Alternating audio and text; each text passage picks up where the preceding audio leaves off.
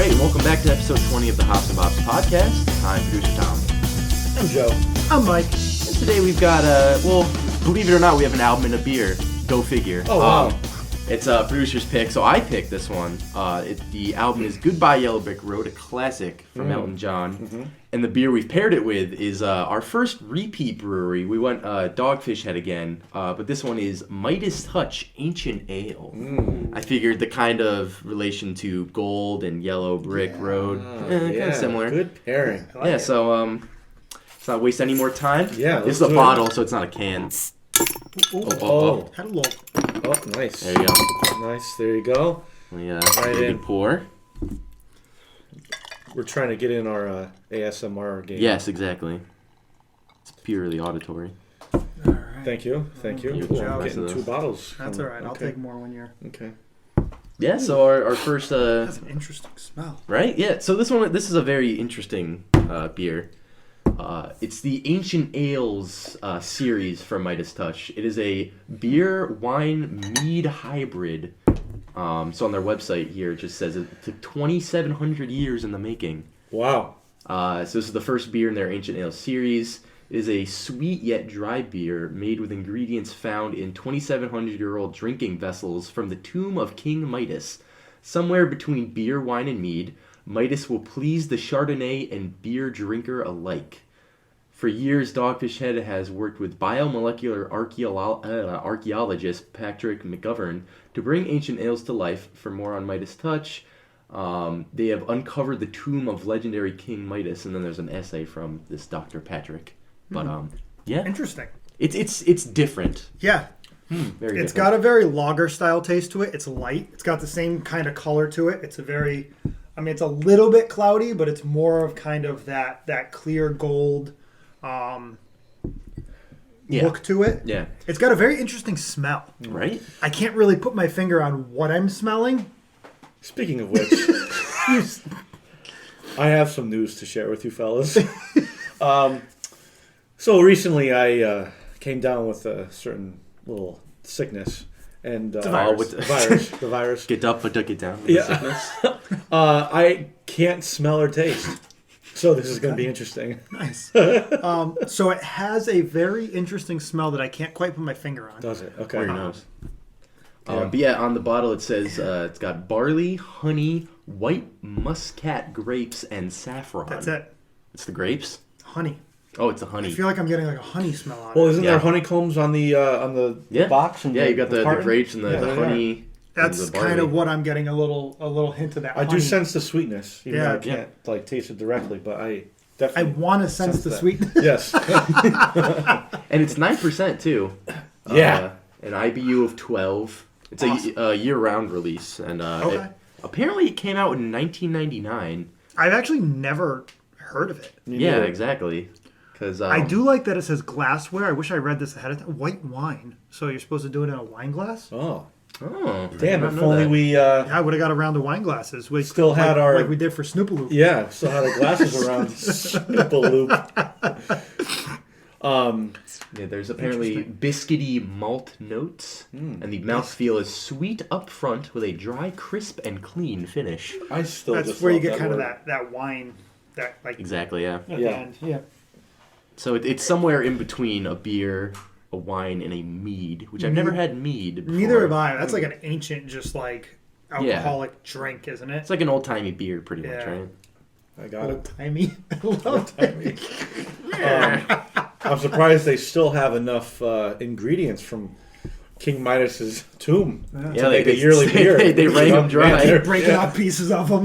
Put them in the blender, and We're almost done. Oh no! it's unlimited. Yeah, We need to find relatives. but what was the other one we did by them? Pumpkin ale. We did the pumpkin Yes. ale. So Yeah. good. Pumpkin. Yep. So yeah, good beer. I do. It's I got like it. the nice goldish yellow color.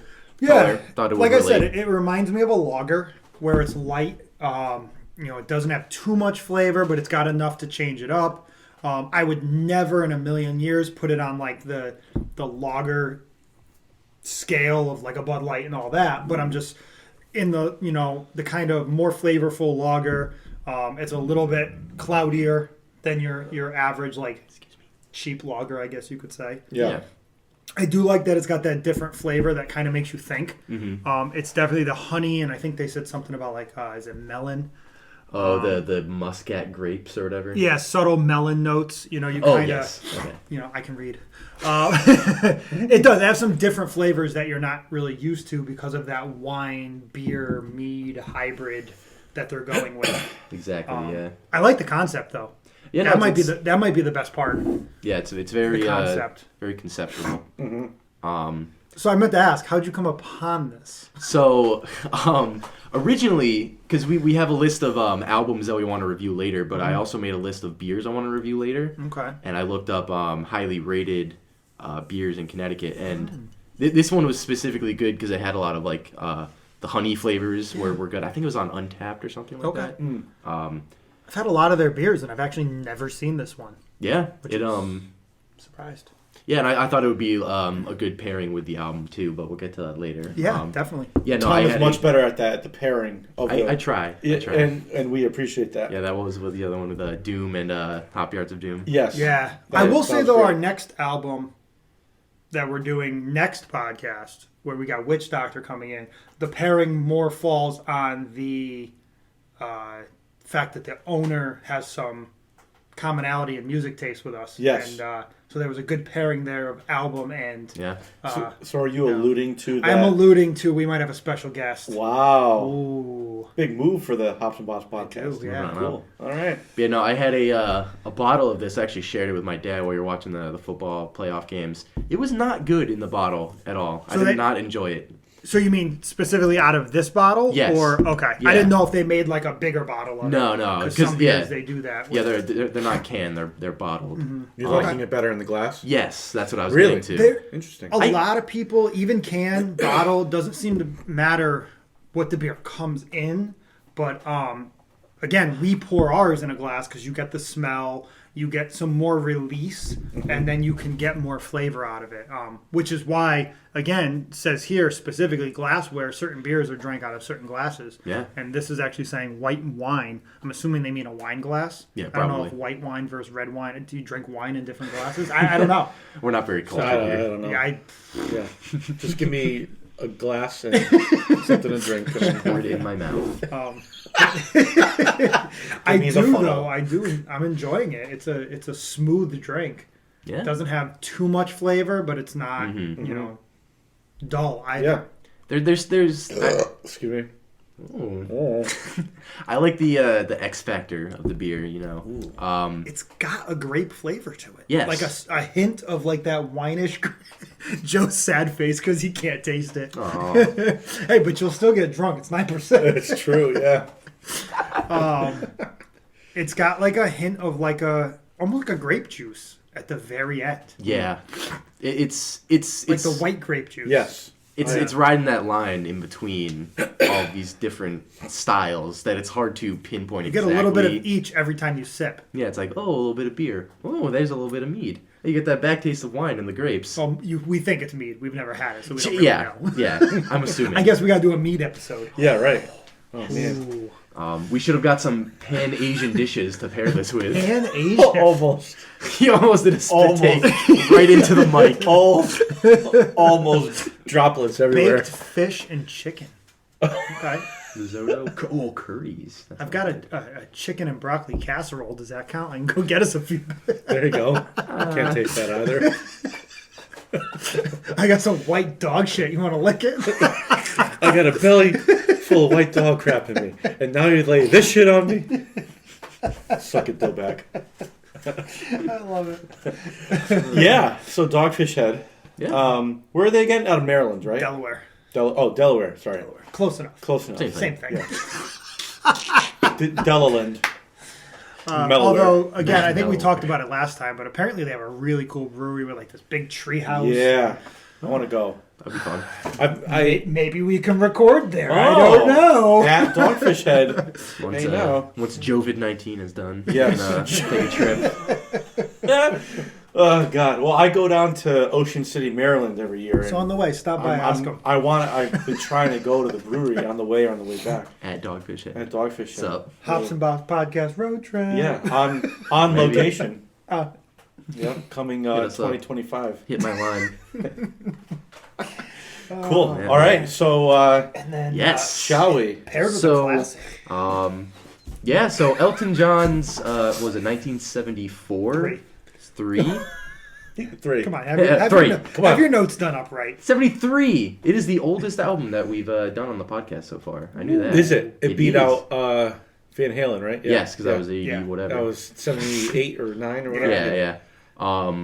So yeah, this album, I don't feel like you'd expect me to really be into a lot, but my family, I feel like you get a lot of music tastes from your family, and this is an album that me and my mom specifically have bonded a lot to with. Necessarily, my dad would listen to a lot of music in the house, and I feel like that's where a lot of my tastes come from. Cool. But me and my mom listen to this a lot. This is her favorite album, and I kind of wanted to pay tribute to that. So Nice. shout Isn't that out to Lori, Lori. the GOAT. She's actually a big supporter of the podcast. Yes, She's always, absolutely. Always sharing it. I mean, her beloved child is on. Is Well, on I the podcast, mean, though. of course. Yeah. But, no, when we lost power doing a couple months ago, I caught her listening to the podcast with my dad, just chilling there. Nice. Nice. In the very quiet house, us talking about, I think it was Van Halen, actually. Nice. Sweet. But yeah, Elton John, very larger-than-life personality and vocalist. I think this is one of the most imperative albums of the 1970s. So many great songs, a lot of single power on the album. Absolutely. But also, I think more importantly, is the not so well known tracks are also just as good in my opinion. The B-sides really shine on this. a lot of variety too. Exactly, yeah. An album of this length, it is a bit longer. It's an hour 16. Yeah. Well, it was actually a double album. Exactly, yeah. Yeah. Yeah, So it makes sense. it can seem a little bloated, but I feel like the underrated cuts serve to keep the album fresh for the most part. Let's get into it. So I learned that this was originally going to be recorded in Jamaica, Yes. which makes sense for that Jamaica Jerk Off song. Yes. But I guess issues came up with like production and recording and everything, so they actually moved it to France. And I guess with the move, they got inspired to like write more songs, and they got inspiration for more content, which made it a double album. They didn't intend this to be a double album. Elton and his band, Elton, of course, because first name basis. But I believe it's Sir Elton. Sir Elton, you are right. Please. You are right. My bad. Please. But yeah, I thought that was kind of a cool little tidbit there. I like the research. I definitely man. think that the fact that it was a very diverse album was like good and bad. I felt that I had a hard time in some situations finding like a groove with the album because it would go from like piano ballad to like classic rock to like island music to, and I was kind of like didn't really know where I was going. So that was definitely something that I personally struggled a little bit with this album. Kind of like the Yellow Wolf album that we did. Yeah. Love Story. There was a lot on there. There was just kind of a lot of different paths that it took. And Yeah. I had a hard time like finding my way when I went through this album. Yeah. Also, big credit to Bernie Taupin. He had a lot of the writer and producer credits on the album, and he's worked with Elton for a while. So a lot of the writing can be accredited to that. So big ups to him. Nice. But yeah, it's a long album. Yes. An hour 16. Usually, I'm Yeah. not a big fan of those kind of longer styles. Usually, it's a detriment, but I think this one has more hits than misses for me personally. Okay. The last, few tracks probably could have been cut, in my opinion, and it probably would have made for a more listenable track list. Really? Controversy. Even the last track? Well, we'll get into it. Okay, we'll get into it. All right. Yeah, so should jump right in. Yeah. Let's start with my number one track on the Whoa. entire album. The Funeral for a Friend, Love Lies Bleeding. No way. This is, honest to God, top 25 songs of all time for me. I fucking love this song. Really? Wow. Yes. It's 11 minutes. I totally understand. It's a bit longer of a track. But there are tracks that are long that I enjoy. Yeah. 2112 by Rush, that's a super long track. I listened to the whole thing. Even on Let It Happen by Currents, that's like a 7.5-minute track. Yep. I love that too. Yep. Elton's not really... Elton, look at me on a first name basis. Sir Ellen. Please. Sir Elton Esquire. So he's not really known for being more of a rock-oriented musician, and many see him as more of a ballad-driven artist, which I get. His biggest tracks, especially on this, like Candle in the Wind, Goodbye Yellow Brick Road, things like that. They're more piano-driven cuts. But when he starts to throw more guitars and up-tempo rhythms, it creates this really cool, grand rock opera sound. And grand. I have grand all throughout my thoughts too. Yeah, this is one of the best album intros of all time for me. And even with such a long runtime, I'll throw it on. I'll listen to the whole thing. It's an amazing track. I even listened to it after work last night. Sang the whole thing. Lost my voice for a little bit. Oh wow! Fucking love this song. I have so much. Nice. It feels like 2 tracks, like that kind of long intro. Yeah. It feels like 1 track, and then the Love Lies Bleeding kind of kicks in, and I see the difference there. Yeah. Grand intro. It actually reminded me of this song called Octavarium by a band that I love, Dream Theater. Okay. Which I need to bring an album by them to the podcast. Absolutely. And struggling to think about which one. But anyway, I heard a lot of the same melodies in that grand intro. It's the same way that the song Octavarium begins. And that song is 24 minutes long. It's like this opus. So it's really cool. Okay. So I saw a lot of similarities there. But for this album, I thought it was a great intro. It kind of introduced what was going to happen. Obviously a lot of piano. Yeah. Grandness for sure. Definitely. Good mix of everything. I will say for an 11-minute song, 6 minutes of it being the intro, and the last 5 minutes being with vocals and like more of a, I guess you could say, song. Something you'd hear more on the radio. It didn't feel like 11 minutes. Right. Exactly. So for as long of a song as it was, it definitely flowed and moved along. Yes. Smooth. So was definitely a different intro to the album than kind of I'm used to. Yeah. And it had those rock opera vibes that you don't necessarily hear a lot from with Elton. Yeah. And, I'm a big fan of things like Meatloaf, his work on like Bad Out of Hell, and obviously Freddie Mercury and Queen, a lot of big influences. This track radiates those grandiose operatic feelings. I wrote a big list of this. So like I really enjoy the stark contrast of like the somber funeral vibes in the beginning with the wailing synths, and then the faster drums and the rocking guitars at the end give the listeners a duality of sounds. Wow. I think Great Slipknot song. Yeah. Sorry. I think it represents what you will get on the rest of the album too, because there are tracks where he incorporates a lot of guitars and faster tempos, especially on like Saturday Night's All Right for Fighting, or like Love that song. even like Gray Seal and a couple of the other ones later. Yeah. But with the slower, more piano-driven parts in the first half reflect a lot of the ballad stuff. Candle in the Wind, even like the song has no title, Benny and the Jets. That style. Yeah.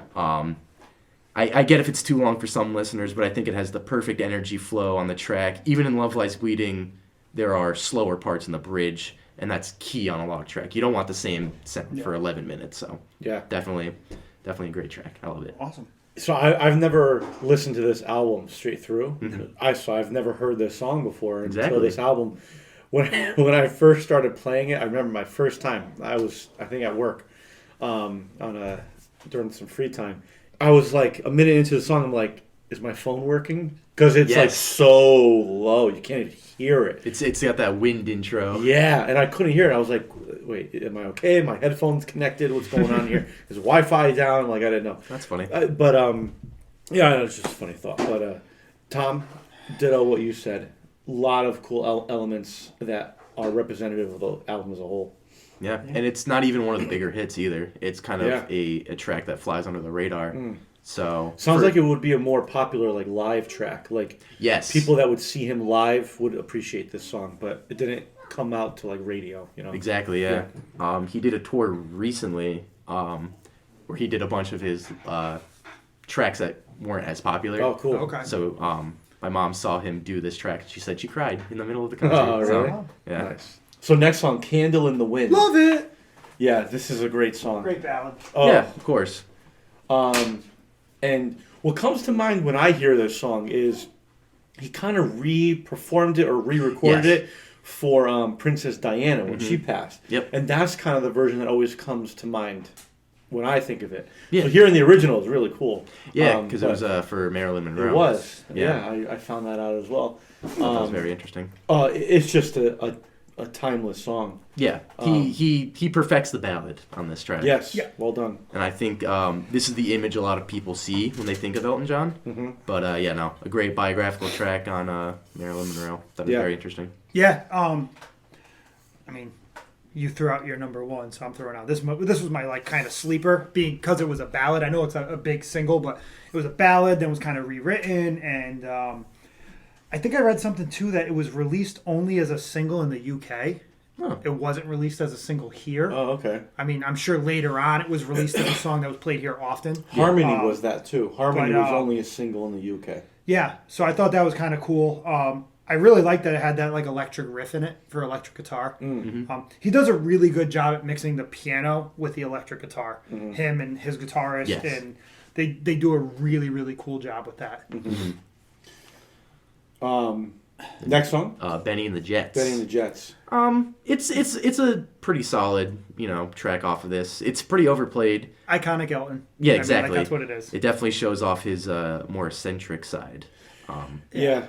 I think it's an annoying song. Like That's fair. Yeah. Yeah. Whenever I hear it come on the radio, I'm changing channels, unfortunately. But I'm not a huge fan of this song, but I do get it's one of his bigger songs, and I do like the fact that they in like post production they added in the live like crowd sounds. That was my one note on the song, Yeah. that I thought it set itself apart only because it kind of had that live feel, even though it was a recorded, like Right. a studio recorded song. Yeah, and usually the lyricism is pretty decent on this album, but on this track it doesn't make a lot of sense. You look into it, it's like talking about electric boots, a mohair suit. You get it at a magazine. Like, I'm sure it makes sense in a different context, but when you just read it straight up, not really that much sense. But I think the shining part of this track is the vocals. He varies so much with his normal range into that high falsetto that it really puts him over the edge, and I really enjoy that about that. Yeah, definitely. Yeah, and then the next track, Goodbye Yellow Brick Road, Title track. another title track, Here we go, Mike. another solid ballad-driven track. It can be a little tame for me, but I don't really seek it out too often. But it's a nice track. It's pretty sweet. Yeah. I don't get the relations to like Yellow Brick Road and like the Wizard of Oz relation. I don't get that, but pretty decent. I thought the harmonies with the like they do a cool job with that. It kind of added a different feel, being more vocal driven in that part than piano and everything else, because everything's so piano driven with him. Exactly. That was kind of the one standout part of the song for me. Yeah. It was, it's good. It's a classic, just Elton John ballad and slower song. And yeah, I don't know. It's not my favorite. It really isn't. Yeah, especially in terms of the single power that this does have. Right. Not necessarily the greatest, but Yeah. it has its merits. Catchy chorus though. I mean, Yeah. I could see a whole arena singing along Goodbye Yellow Brick Road. It's that song that you're not going to seek, but when it's played, you're singing along. Yeah. For sure. Well said. Did you ever see the movie Rocket Man? No. It was not a very good movie in my opinion. I didn't really 'Cause enjoy it. You didn't you watched it too. I did. I saw it in theaters, and I've never fallen asleep during a Theater? movie What's before. that? I know, right? I think that was the last movie I ever saw in theaters, and I've never fallen asleep in a theater before, but I did for this. Really? So it just felt like a very long music video. That's what it was. Yeah. I'm not a musical kind of person, but it's Elton John, so you know that there's going to be some sort of. But in the movie, not that we're movie critics at this point, but in the movie, it would be like they'd be having a conversation in the middle of the street, and it would just break into like a song, and Yeah, everybody start starts doing Crocodile Rock or dancing, whatever. choreographing, and I'm like, But the only reason I brought that up was I'm pretty sure they did "Goodbye Yellow Brick Road" in Yes, the movie, they did. and I thought that was kind of interesting. Yeah. To keep going on, the next track, this song has no title. Yeah. Yeah. I thought it was an interesting way to draw the audience in with just the title of the track. Yeah. It was a pretty short track. It starts off what I consider to be the good run of the B-sides after this album. Could have had a bit more substance, but, decent ballad track again. Kind of reminded me of like a bar drinking song. Like when that comes on, I don't know. It just had that kind of vibe. There's a couple of tracks on Yes, you're definitely. You're gonna like mine. And it kind of had like a Billy Joel vibe for me, which I know Billy Joel, Elton John are always kind of at the forefront there, singer, piano. That piano riff at the beginning sounded like the intro to "Merry Christmas" by NSYNC. Yes. Oh my God. Oh, It does. I gotta listen to that now. That's literally the only thing I had to say about this song. Whoa. Yes. That is right. Am I wrong? No. It really does. That's really funny. So, I did not notice that. For those of you listening, go ahead and look up "Merry Christmas, Happy Holidays" by NSYNC, and then listen to "This Song Has No Title" by Elton John. And piano a intro. little scary close. Wow. That's really funny. And if one of you sues the other one, let me know, and I hope you give me a cut of that. Yeah, you benefit from it. Yeah. That's funny. What do we got next? Gray Seal. Gray Seal, Yes. Yeah. Very theatrical. Yes. Disco. Well, I mean, that's for most of it, though. Yeah. Disco came to mind for me. Okay. Yeah. Totally fair, yeah. There was a bit more incorporation of the guitars. The picked up the tempo on the album, and it breathed a little bit of life into the track list for me. Okay. Great vocal performance again from Elton John. The lyrical content I thought was kind of cool. It talked about the reincorporation of gray seals back into the waters around the UK at the time because they were running low. Interesting. I really enjoy. If you notice on each of the verses for this, he adds another vocalist. I'm not sure if it's another vocalist or another layer of just him singing. But every new verse has another person. So on the third verse, there's 3 people singing different parts. Interesting. And I thought that was a really, notice that. really cool little hidden track, or a hidden part of the track. Yeah, I'm not gonna lie. I had a hard time with like little details like that. I probably missed a lot of them. One, I hadn't heard this album before as a whole, and 2, not being like my real style of music, it dragged a little bit for me. It was very long. Yeah. So a lot of that minor stuff, I'm glad you bring up because I definitely missed some of that. Like that's a cool little feature. Yeah, I kind of echo Mike on some of that. Jamaica Jerk Off. Like personally, it made sense with the whole they were going to record in Jamaica. Yeah. But in my opinion, didn't make sense as in I felt it was kind of corny and kind of like typical island music that didn't fit the album. No. It was just like a really random song to have where it was. Yeah. Especially dead center. Yeah, right. And at this point in the album, so we had Goodbye Yellow Brick Road, a quintessential ballad. This song has no title, short kind of bar song for me. Gray Seal sounded like disco for me. And then Jamaican Jerk Off had that island vibe. Yeah. And then you're back to I've Seen That Movie Too, which kind of had that hotel lounge kind of crooner. Yeah. So right there, boom, boom, boom, boom, boom. It's like, where are we? Yeah. You know? Yeah, it's a bit all over the place. Now, I know you mentioned it was supposed to be recorded in Jamaica but ended up going to France. Yeah. However, I believe it was still, a lot of the music was written in Jamaica. I believe so, yes. Yes. Which is where I actually put on this song. It didn't fit the album, but it fit where it was written. Right. Mm-hmm.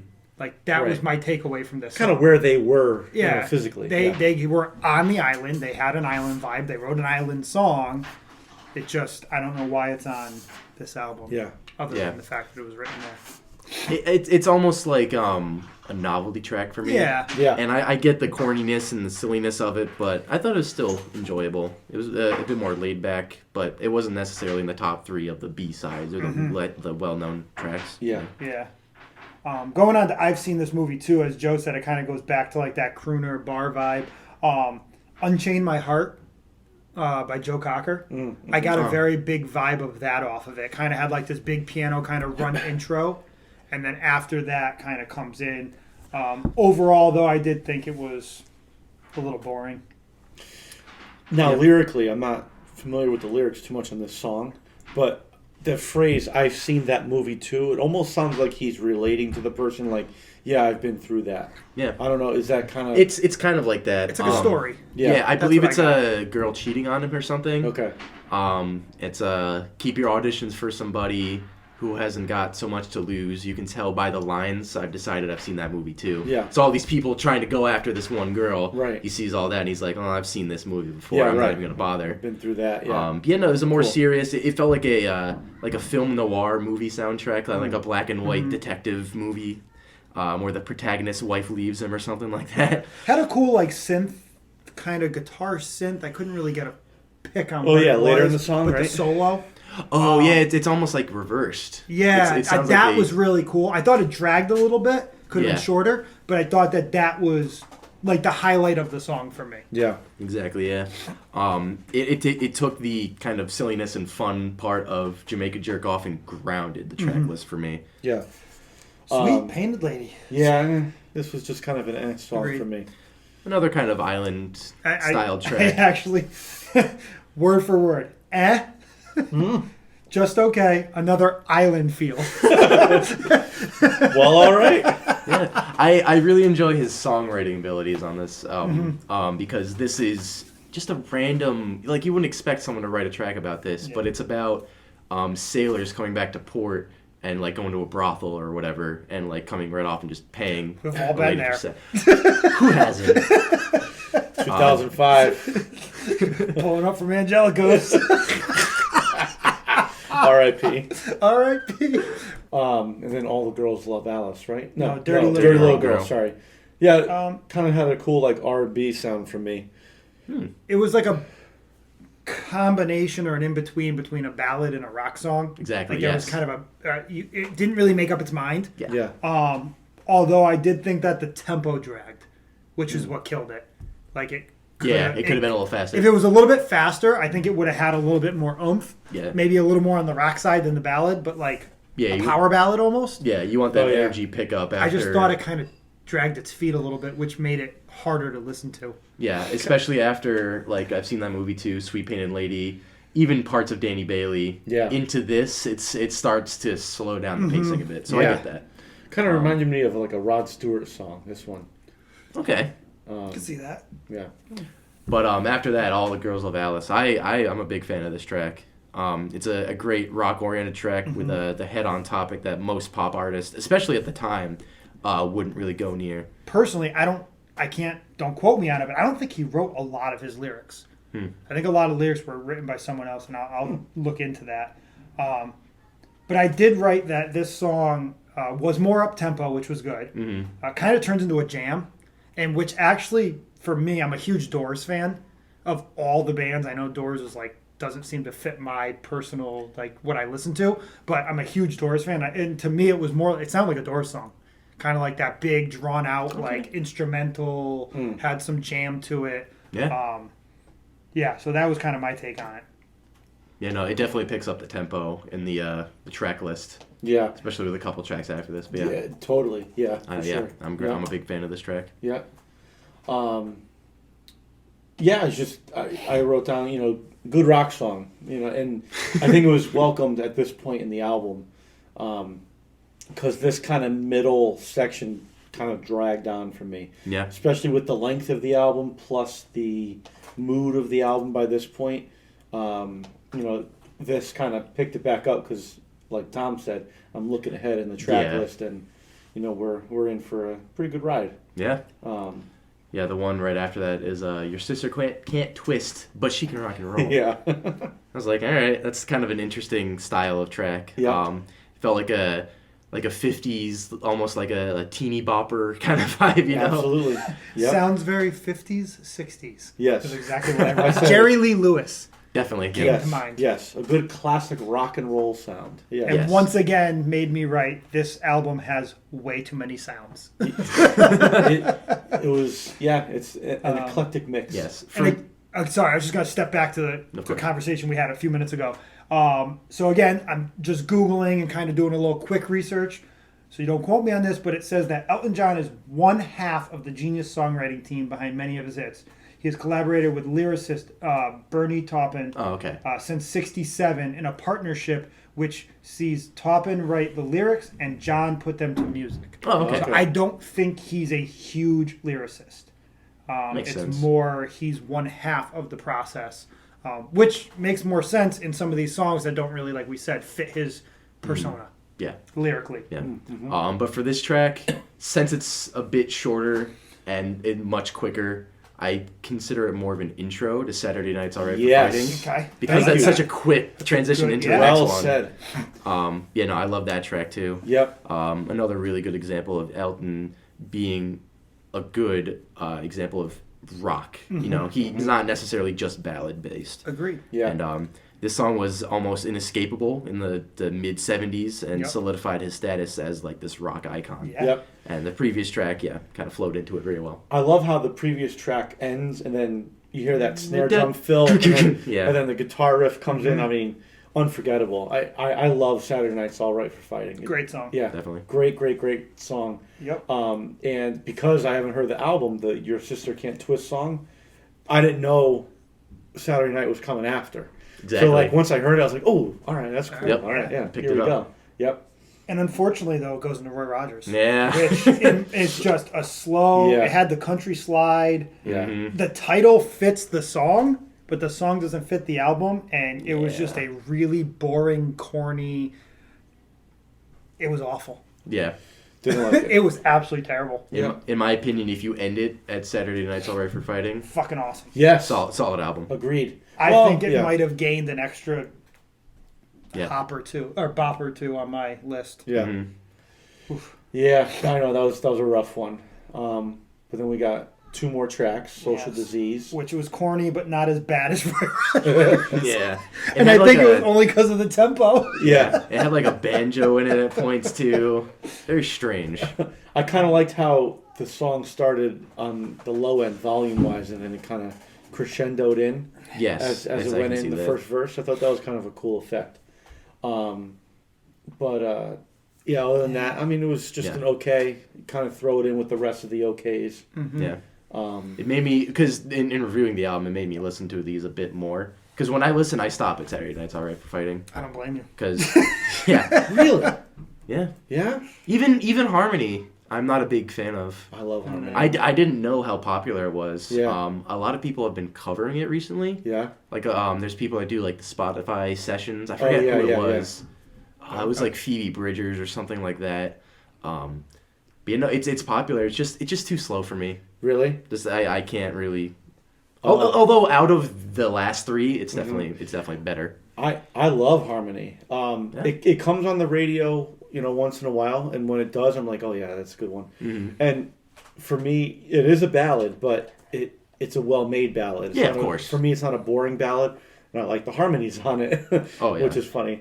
And I like the way the song ends. Yeah, that I big, love that big that sound grand. into that on. I didn't expect this to be the last song on this album, but I guess it makes sense with the way the song ends. But the way the album began with that kind of grand kind of opus, I thought it would have more of a finale like that, a more instrumental thing rather than just another song. But I really like this song. I'm surprised. I thought. I think it's a good ending to the album. Yeah. Necessarily as a single, didn't really connect with me, but I do like the hook and the chorus. It's very good. Yeah. Yeah. I just thought it was kind of slow again. It kind of bored me to end with it. I don't know. It's fair. I got to agree with Tom. If after Saturday Night's All Right for Fighting, I mean, there just wasn't anything for me. Yeah. And the hello baby hello. It was very weird. Yeah. But yeah. the chorus was definitely the best part of that. Yeah. Wow. We did it. We went through that relatively quickly. I was surprised. We're getting better. We are. We're getting We're more more efficient. concise. Yes. Efficient. I like that. Absolutely. Yeah. Love efficiency. Cool. Tracks, let's do it. Top track. I already spoiled mine. Funeral Yes. for a Friend / Love Lies Bleeding. Absolutely love this track. Yes. I want this to be played at my funeral. Good to Honestly, know. I have a playlist called Funeral Songs. This is on there. Oh wow. Like Are we allowed to that's drink heavy. and dance? Absolutely. Oh, okay, cool. Yeah. I'm gonna have a hot dog stand outside. Oh, beautiful. Yeah, right. But yeah, no. The contrasts in the ballads in the beginning mix with the rock centric parts in the end. It provided the duality, like I said before, of what you're gonna get on the album. So man. definitely a great track. Nice. Mine is Saturday Night's All Right for Fighting. Oh, I mean, yeah. this is just, it's a great party song. Mm-hmm. You know, when it comes on, I wouldn't turn it off. Love this song. Great Elton John song. Who, I'm not a huge Elton John guy, but this is absolutely probably the one song I look to for him. I'm with Joe for all the same reasons. Saturday Night All Right for Fighting just was that one just hit for me. Yeah. And now our last song. Yeah. Yes. Let me get it right this time. Bottom Least track. favorite. Bottom Yeah. track. Roy Rogers. Absolutely terrible. Throw it out. Never want to hear it again. Threw up in my mouth a little bit. Yep. Yeah.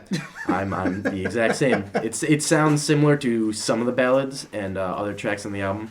I thought it was a mix between like Goodbye Yellow Brick Road and Benny and the Jets almost, but all of the good parts of them were stripped away. It was a little too slow and do nothing for me, and it's where the length of the album shows itself, and with it being a pretty lengthy track itself, didn't combine for a good track. I agree thrice. Ooh. Roy Is Rogers. this the first time all three of us on a bottom track? Maybe. Maybe. I don't know. We'll have to look in the archives. But yeah, for all the reasons that have been said, no. Yep. Nope. Yep. All set. Dark Horse songs, sleeper songs. Sleepy Dark Horse. Sleepy Dark Horse. I took the Joe route and picked two. Ooh. Yeah. I went. I had a tie between Grey Seal and All the Girls Love Alice. Okay. I like the more incorporation of guitars, the quicker tempos, and the life that it brings into the track list for Grey Seal. The lyrical content was really cool. The momentum and the instrumentation, the production choices just created a really good underrated gem.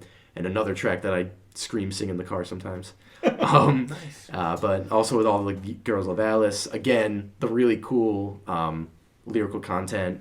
Another great oriented rock track with the head-on topic that most people don't really gravitate towards. And especially in this track list that's a bit longer, it was a nice diamond in the rough. Ooh, nice. Right. Not really rough. My Sleepy Dark Horse is... Can we just call it that I think now? it's that. I think it is. It's Harmony. Nice. I really like this song, and you might miss it because it's the last song on a very long album. But it had radio success here. It's kind of like a fan favorite. I've learned when I did a little research. It's a fan favorite. It was never released as a single in the U.S. However, it was in the U.K. So if you don't know Elton John, you might miss this song. Yeah. And I like it. I think it's a worthy song to check out. So check that one out. Definitely. Mine was Candle in the Wind. As much as of a classic Elton song it is, I don't think it was like the primary standalone single from this album. But I just thought it was like a great ballad. I liked the concept that it was for Marilyn Monroe and then kind of rewritten for Princess Diana. It kind of had multiple kind of meanings to it. And just that electric riff that was in it. Overall, it was just such a good song that I just really, kind of caught my attention. For me, knowing you, that's kind of like a sleeper song, like for you. Yeah, Who yeah, you being are. like that kind of a ballad and a little more of an emotional kind of a song. Yeah. Honestly, it was like one of the songs besides obviously that rock Saturday Night's All Right for Fighting, just that caught my attention, and it was early on too, which I really liked. Yeah, for sure. Cool. All right, what do we got for ratings? How many bops out of 5 are we giving Yellow Brick Road? Goodbye, Yellow Brick Road. I guess I will start. Yeah. I gave this a 4 out of 5 Nice. bops. I personally really like the flow. Obviously, I've listened to it a lot in a row. This is like one of my top 20, 30 most played albums of all time. You have a lot of like Interesting. countdown. No, like Rankings. You do a lot of different yeah. rankings. So I that's mentioned a separate podcast in itself. I've mentioned Last.fm before. It's Yes. this app that tracks all of your music listening history. Actually, let me pull it up right now Pull that shit up. because I'm sure it's on there somewhere. Yeah, but no, I fucking love this album. So let's go to top albums of all time. 327 track listens. So I don't know how many of an album that is. But with 17, you can divide it down and do math. Yeah, there's so many classic tracks mixed in with underrated and underappreciated tracks for me. It's not a perfect album. There are some duds in there. If you cut like Danny Bailey and maybe like Roy Rogers and Social Disease, I think you probably would get a 4.5 or a 5 out of 5 for me. Wow. But no, really solid opening and closing tracks, which is really important. The title track was pretty good, and I think it's a must listen for any music listeners who want to catch up on some classics they've missed out. I definitely recommend it. Well said. There's no denying the classic, aspect of it. Yeah. But for me, I'm just not a big Elton John guy That's to fair. begin with. But I know this album's prominence. It has so many popular songs on it, so many big songs for him. But just the flow of it, it was a hard listen for me. The flow and the length, the two mixed together, it was tough. It was tough. But again, can't deny the prominence. So that's why I'm giving it a 3 out of 5. If this was, just a run-of-the-mill artist, it probably would have gotten a 2 or 2.5 from me. But 3 out of 5 for me. I like the. A lot of the popular songs on it, Yeah. So 3 out of 5. I couldn't get into it. Just the flow of it, like I said, it was just kind of too many genre touches throughout that just didn't really, especially that section in the middle with like Jamaican Jerk Off and then, Gray Seal and then just that whole combo. Again, not denying Elton John's, place in rock and roll and music and everything else. The singles on this album are great. I thought it was a little too long. It was a little too erratic for me, like trying to get a feel for it. I'm going to be the downer on this one. I listen normally 2 or 3 times to an album. I try to and note it. I listened once through and noted it, and that was it. I probably wouldn't listen to it again. I gave it a 2. Just wasn't... It's fine. Didn't grab for me. I struggled with it a little bit. To a 4 to a 3 to a 2. Yeah. That's a good scale. It was good. And what are your opinions on the Midas Touch Ancient Ale? Yeah, it was a different beer. Obviously my taste buds are a little off. Mm-hmm. But I appreciate the story behind it and how it's brewed and how unique of a beer it is. So I gave it a 3 as well. This is a 3 episode for Joe. That I have to agree with. I gave it a 3. It's definitely not my favorite beer I've ever had, but I do appreciate how it's different. I do appreciate how it's marketed, and kind of the different flavors you get in it and the different kind of a beer it is. It's not necessarily beer versus wine versus mead. That whole it creates a story that I like, and a flavor that is is doable behind it. Am I gonna go run out and go buy some of this right now? No, but if I'm looking for something different, I definitely would look for it. It's 3. Yeah. I'm probably gonna be just a little bit below. I'm gonna say around 2.5. There's something off about it. Okay. It's not exactly a beer, Yeah. and it's not exactly anything else. Yeah. I do enjoy the X Factor, as mentioned before.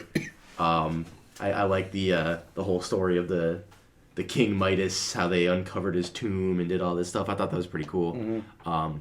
I enjoy the honey and the other flavors they have in there, but there's something off. It's not exactly something that I would gravitate towards or drink a lot of. But the X Factor, the everything else added to it, I'd say it's around 2.5, right in the middle of the road for me. All right. Yeah. Cool. There we go. Another one down. Another one down. So let's shout out who we talked about today. So Dogfish Head. Just Dogfish Head on Instagram. They have a great website, right? Cause they're the ones.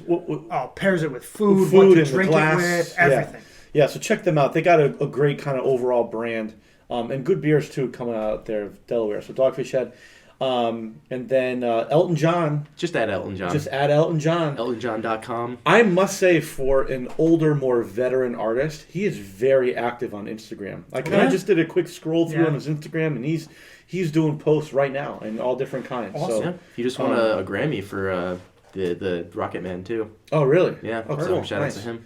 Yeah. So his, like many of the classic artists we've talked about, his catalog speaks for itself. So Yeah, for sure. check him out. Cool. Next episode. Next episode, we have some cool things going on. So Mike, this is your beer pick coming up. Why don't you talk Yeah, about it? so I originally had picked a different beer, but then about 2 weeks from now, but about a month ago, I guess when this drops, local brewery Witch Doctor, which we have done before, posted a Starburst mixed bag sour. I just had to try it, and it was, in my opinion, so good that we had to review it. Yeah. And surprise, surprise, we were able to get one of the co-founders of Witch Doctor to join us. So he'll be joining us on the next podcast to discuss their discovery of their Starburst-oriented beer. So it's a pretty cool jump for us. Awesome. That's a first. Definitely. Awesome. Cool. Moving on up. Yeah, moving on up. Can't wait. And then as for the album, it's my album pick. It's an album called Time Travelers and Bonfires by Seven Dust, a hard rock metal band. It's their acoustic album. So just a real quick description, this album, 12 tracks. The first 6 tracks are acoustic songs. The last 6 tracks are acoustic versions of previously released songs, which is why I chose it. Look for our social media. We'll post that as well, but it'll help kind of get some context for those songs. But Time Travelers, Bonfires, Seven Dust, our next album. So look forward to that. Cool. Well, another episode down. So check us out, Hops and Bops Podcast on Instagram and Facebook. Spread the word. Tell your friends. Tell your family. We'd love to have them along. Tell your moms. Yeah. I want more moms listening. Yeah, more moms. Tom's a listening. big fan of moms. I am. I'm a mom fan. Mom fan. Good for you, Tom. So send it to your mom. Yeah. Send this to every person you've ever met. On the street, just hand out, flash drives with this on there. I'd appreciate it. And their moms. And their moms, yeah. Yes. and Specifically. Yes. No dads. So the mom, Hops, Bops, and Moms. Sorry. Alternate Instagram. Yeah. Hops and Bops moms. That's our Finsta. Oh, man. Let's wrap it up. Facebook, Instagram, Spotify, Apple Podcasts, and YouTube. For Mike and Tom, we've been Joe. We'll see you next time. Peace.